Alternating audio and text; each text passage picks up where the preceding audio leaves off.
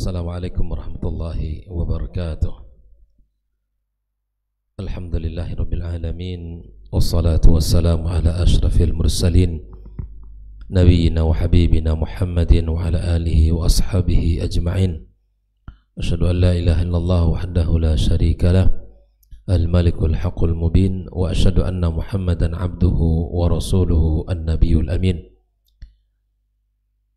Qala ta'ala fi muhkami tanzilih ya ayyuhalladzina amanu ittaqullaha haqqa tuqatih wa la tamutunna illa wa antum muslimun. Subhanaka la ilma lana illa ma 'allamtana innaka antal alimul hakim. Allahumma inna nas'aluka ilman nafi'an wa rizqan thayyiban wa 'amalan mutaqabbala. Amma ba'd. Ahibati fillah, ikhwani wa akhwati fid din, kaum muslimin dan muslimat, al-musyahidin wal musyahidat, saudara-saudari para penuntut ilmu dimanapun berada. Alhamdulillah, kita bersyukur kepada Allah Subhanahu wa ta'ala atas nikmat dan karunia yang senantiasa Allah berikan kepada kita. Mudah-mudahan nikmat-nikmat yang Allah berikan bisa kita gunakan dan manfaatkan di dalam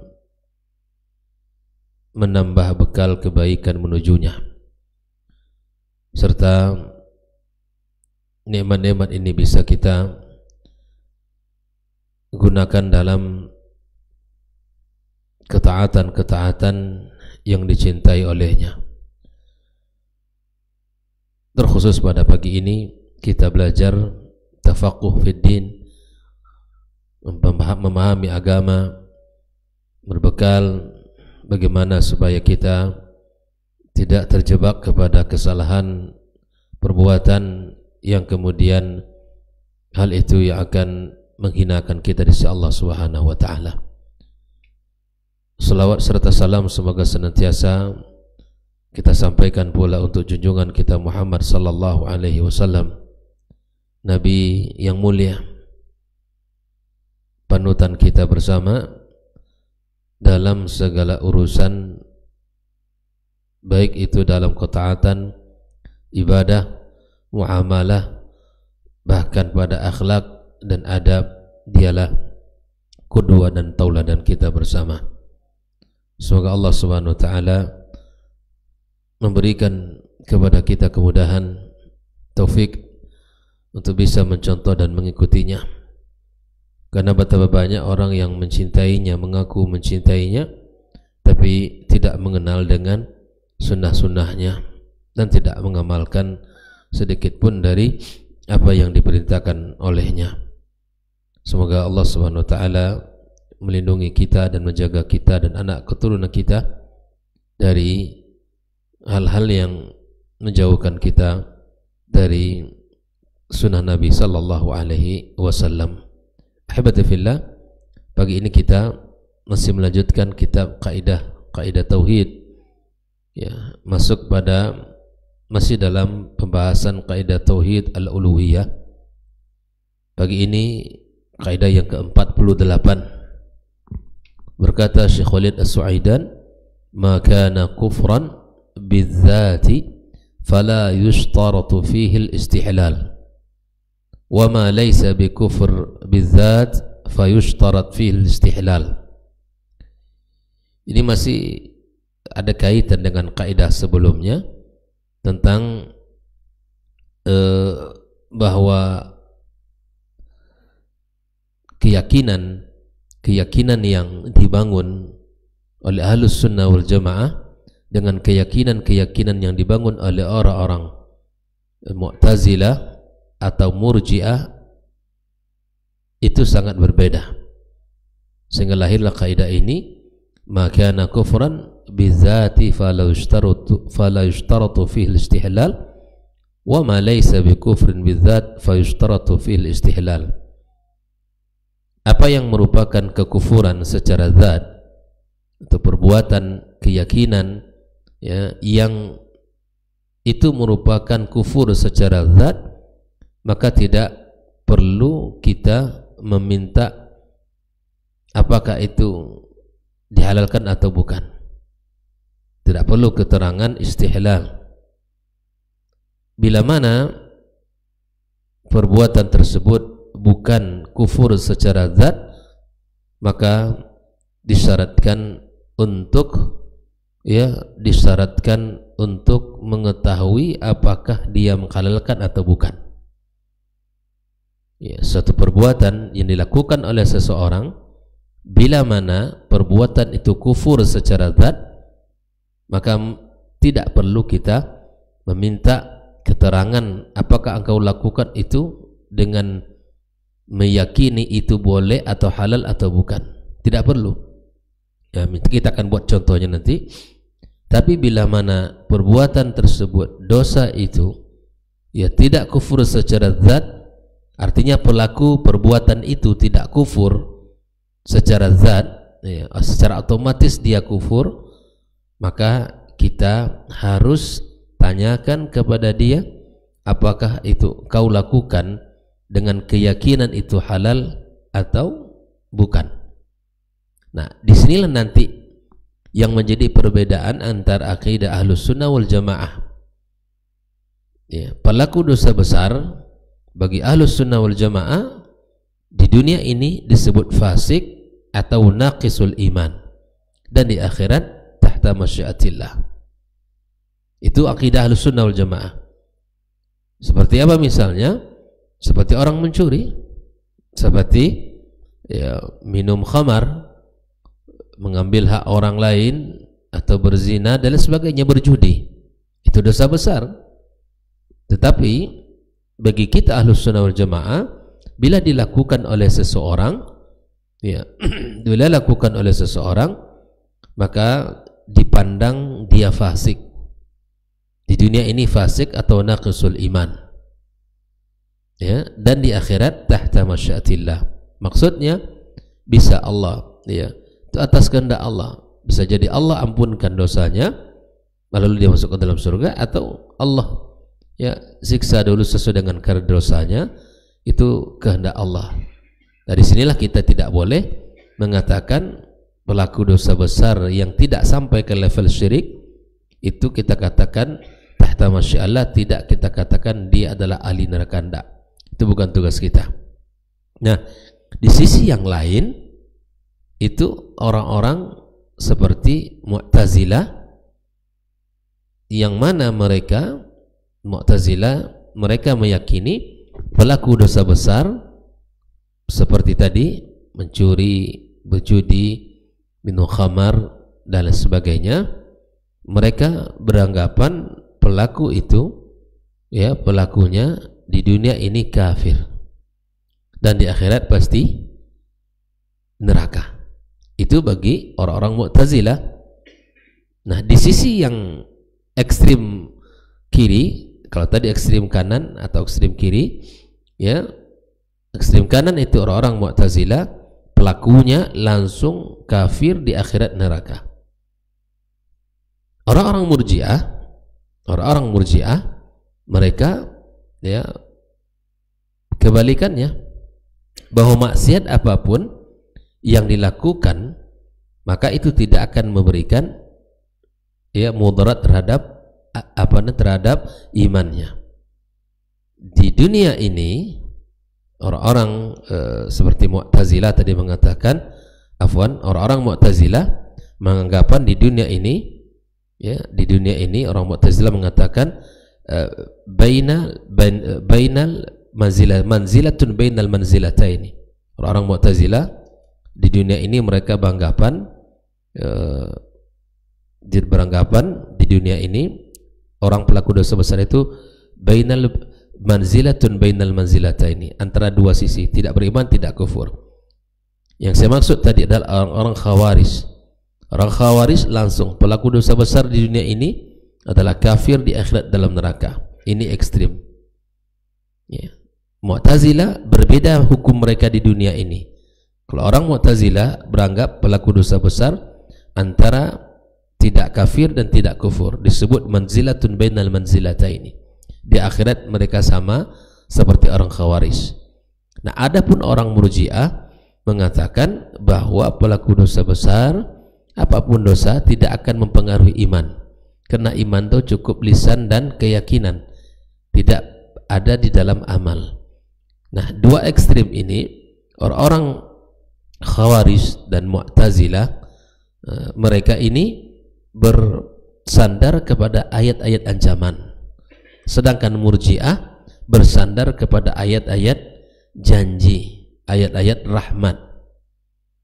Orang-orang Mu'tazilah, Al-Khawarij, lupa kalau Allah Ghafurur Rahim, Maha Pengampun, Maha Penyayang. Kalau orang Murji'ah, mereka bersandar kepada ayat-ayat rahmat, ampunan, innallaha ghafurur rahim, tapi mereka lupa kalau Allah juga syadidul iqab.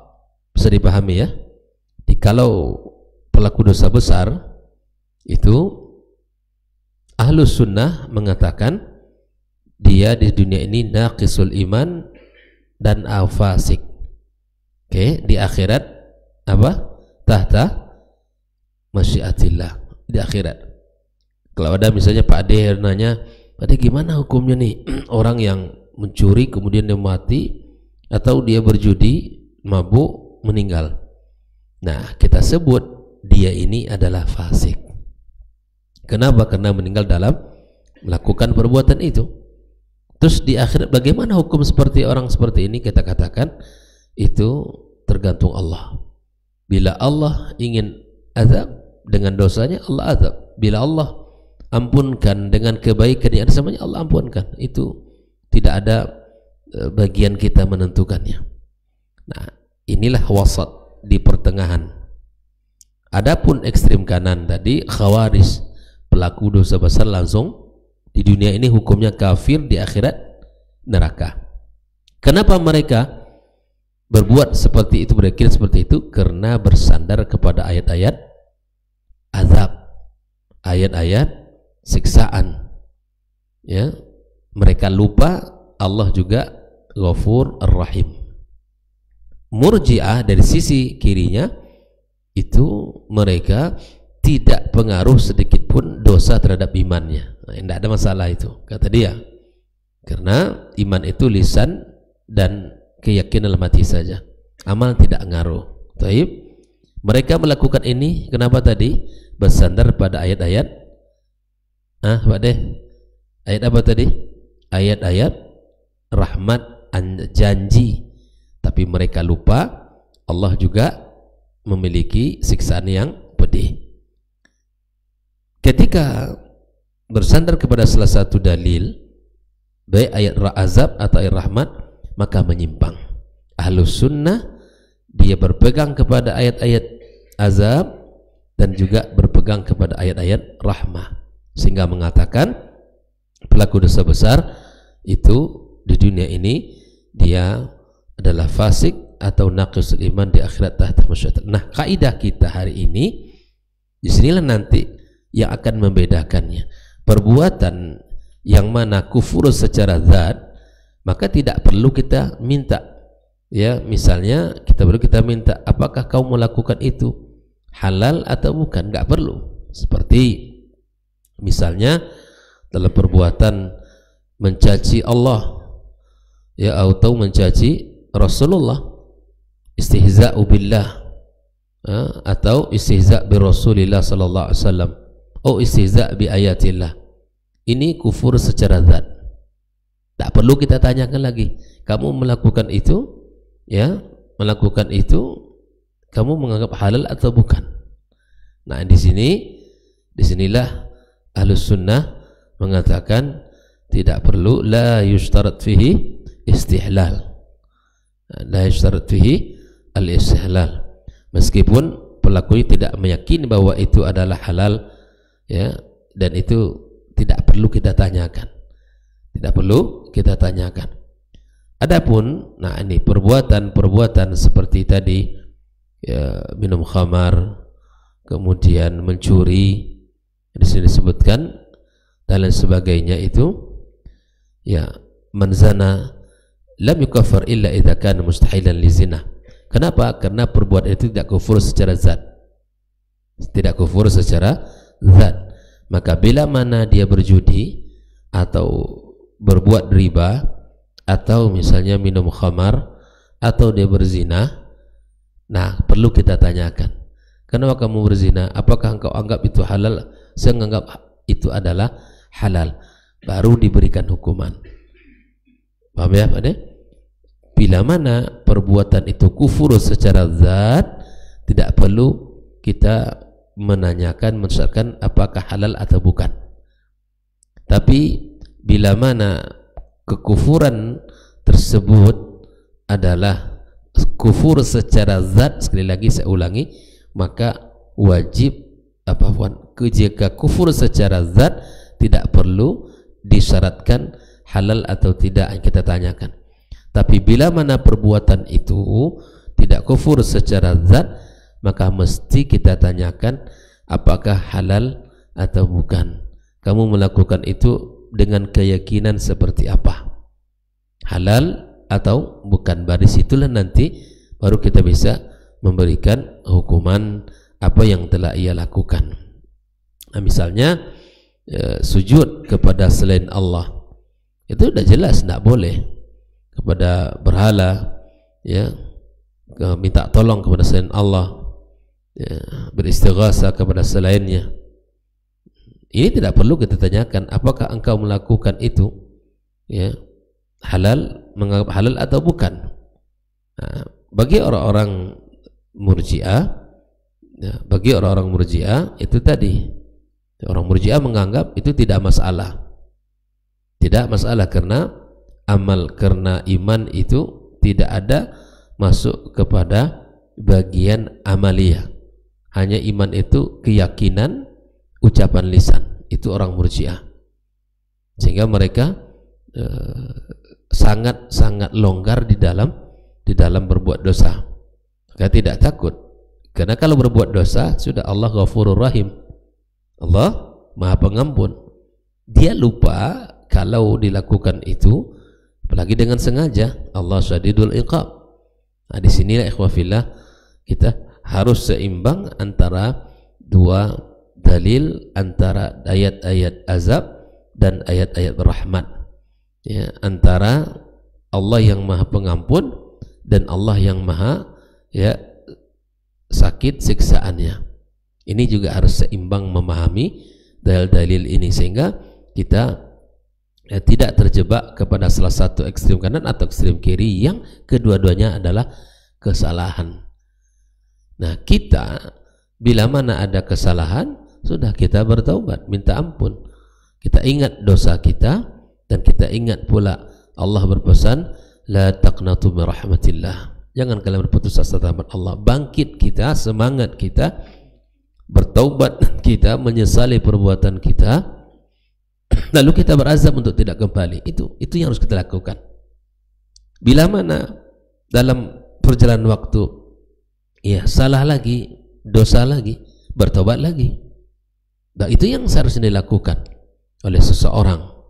Tidak mesti, ya, bahwa seperti dilakukan oleh, tidak seperti dilakukan oleh orang-orang Murji'ah. Ya, dia terus dengan dosanya karena Allah Maha Pengampun. Itu namanya mengabaikan dalil Al-Quran atau Sunnah Nabi SAW. Jadi ketika seseorang melakukan satu perbuatan, terjebak dalam kesalahan, dosa, sudah, dia tahu itu dosa, segera minta ampun, bertaubat kepada Allah Subhanahu wa Ta'ala. Nah, begitulah perjalanan hari-hari kita, dan begitulah, ya, yang seharusnya kita. Tidak ada memang yang tidak berdosa, semua kita memiliki potensi itu. Tapi bila mana kita berdosa, mesti ada kesadaran diri untuk bertobat dan kembali kepadanya. Nah, wa man saraka fala yakfur illa idza kana mustahilan lisariqah. Barang siapa yang mencuri tidaklah langsung kufur kecuali dia menganggap mencuri itu kafir.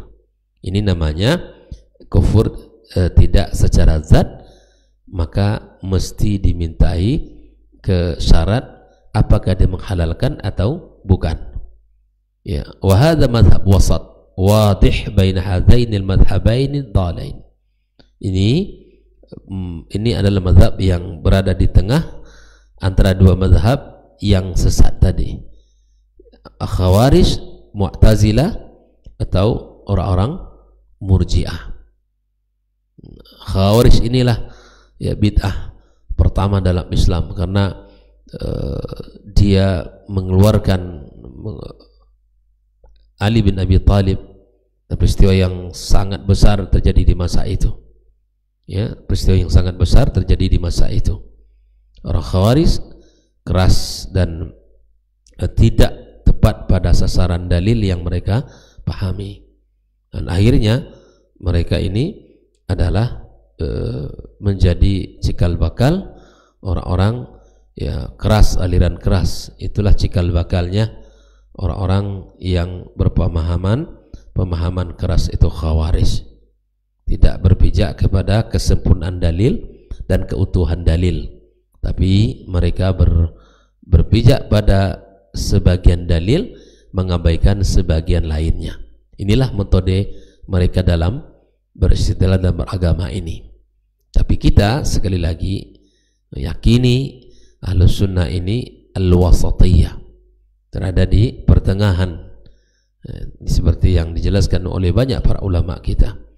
Sebagai Allah juga katakan di dalam firman-Nya, kuntum khair ummatin khurjat lin-nasi ta'muruna bil ma'ruf ya wa tanhauna 'anil munkar wa tu'minuna billah, dan seterusnya, bahwa ayat-ayat ini ya Allah juga katakan ya bahwa kita ini adalah umat yang wasatiyah, ya kuntum khairu ummah. Dan kalau kita bicara khairu ummah di sini, bila mana kita larikan kepada seluruh umat yang pernah ada adalah umat Islam. Namun bila mana berbicara tentang internal umat Islam, maka yang khairu ummahnya siapa? Para sahabat, tabi'in dan tabi'in. Tak disangkal itu. Nabi mengatakan khairul quruni qarni thumma alladhina yalunahum thumma alladhina yalunahum. Ahibati fillah, sebagai kesimpulan bahwa bila mana perbuatan itu kufur secara zat, tidak perlu kita syaratkan apakah itu halal atau bukan menurut dia. Ya, itu jelas kufur secara zat, seperti sujud kepada selain Allah Subhanahu wa taala. Itu tidak boleh kita lakukan. Tak perlu juga kita bertanyakan, kamu menganggap sujud kepada selain Allah itu halal atau bukan? Tak perlu, itu sudah jelas kufur secara zat, tak perlu kita tanyakan. Namun bila mana perbuatan itu tidak kufur secara zat, perlu kita tanyakan dulu. Karena kamu mencuri, kamu menganggap halal, bisa jadi dia mencuri karena saya ingin makan, baru tadi pagi belum makan katanya kan. Nah, atau misalnya kenapa kamu mengambil atau berjudi, ditanyakan ke dia, saya tahu berjudi itu haram tapi saya terpaksa begini-begini. Nah misalnya, nah orang begini fasik, tetapi orang Khawarij mengatakan adalah kafir. Nah orang beriman mengatakan fasik, dan segeralah engkau bertobat kepada Allah Subhanahu wa taala. Kita lihat dalam kisah yang banyak dalam Quranul Karim, dan juga dalam kisah apa yang disampaikan oleh Nabi kita alaihi salatu wassalam, bagaimana orang yang membunuh sampai 100 orang, qatil mi'ah, itu kan dosa yang besar, berat ya. Ketika dia datang ke orang abid, dia katakan tidak ada lagi pintu tobat bagi kamu, yang sempurna 100 orang dengan dia. Lalu disampaikan kepadanya agar bertemu dengan orang yang alim di tempat itu. Dia pergi berusaha, dinasihati, apa yang membuat kamu tidak bisa bertaubat, dan apa pula yang bisa menghalangi kamu? Tidak ada, silakan bertaubat, pintu taubat terbuka untukmu. Lalu dia dinasihati untuk pergi ke sebuah daerah yang di situ kamu bisa lebih baik ya, karena ilmu hidup orang-orangnya taat. Dalam berjalan ke sana meninggallah dia. Disitulah terjadi ya, dalam hadis Nabi dijelaskan antara malaikat azab dan rahmat saling ya mencoba. Yang malaikat azab mengatakan laki-laki ini enggak ada kebaikannya sedikit pun sepanjang usianya berdosa, dan seterusnya. Malaikat rahmat, iya, tapi dia sedang dalam perjalanan menuju taubatnya. Nah, dan seterusnya, sehingga Allah ampunkan dosa-dosanya. Ikhwafillah rahmatullah. Sekali lagi, bila mana perbuatan itu kufur secara zat, tidak perlu kita tanyakan halal atau bukan. Tapi bila mana perbuatan itu tidak kufur secara zat, mesti kita tanyakan apakah engkau meyakini halal atau bukan. Bisa dipahami ya? Baik, barakallahu fikum. Demikian pembahasan kita pada pagi ini. Insyaallah kita lanjutkan nanti pada kaidah berikutnya, kaidah yang 49. Wassallallahu ala nabiyyina wa habibina Muhammadin wa ala alihi washabbihi ajma'in. Wassalamualaikum warahmatullahi wabarakatuh.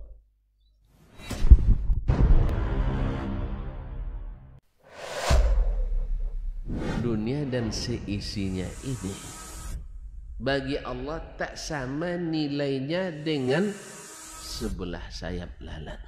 Barang siapa yang beramal untuk akhiratnya, Allah akan cukupkan baginya urusan dunia. Sayati zamanun 'alan nasi as-sabiru fihim qalqabit al-jamarah. Akan ada satu masa di akhir zaman yang berpegang teguh dengan agamanya seperti orang yang sedang memegang bara